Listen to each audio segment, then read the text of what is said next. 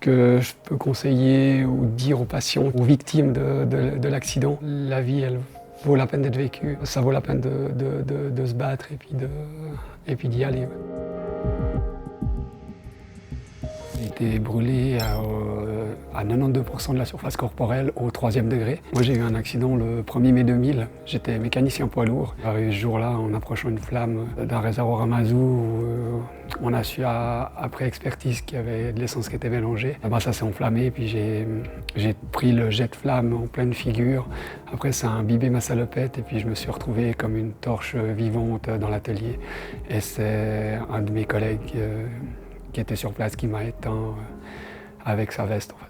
Ce que je peux conseiller ou dire aux patients, aux victimes de l'accident, le chemin va être long. Il faudra être patient et je pense que le maître mot c'est pour moi la patience parce que ils vont devoir passer par des moments qui sont pas évidents. Après les premières phases d'hospitalisation, il y a une vie possible derrière. Pour moi en fait la vie elle vaut la peine d'être vécue, ça vaut la peine de se battre et puis d'y aller. Ouais.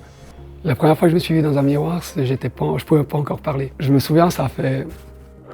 Et voilà, ok, j'ai mis l'image, mais c'est cette chance que j'ai eue, c'est que moi c'était déjà accepté parce que ça avait duré quand même, ça faisait déjà quelques mois, ça faisait je pense facilement 3 mois. La clé, ça reste le fait d'accepter les choses. C'était fait, je pouvais pas revenir en arrière.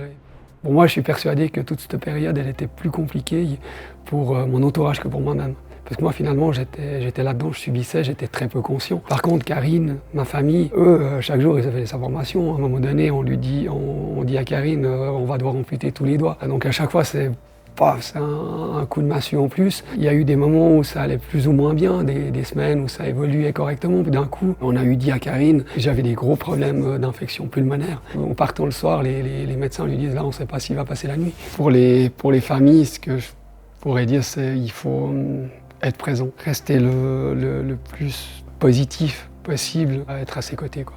C'est clair, hein, il y a des séquelles, la peau qui est greffée, elle ne transpire plus, donc c'est une couche étanche. Quand il fait chaud, faut gérer tout ça.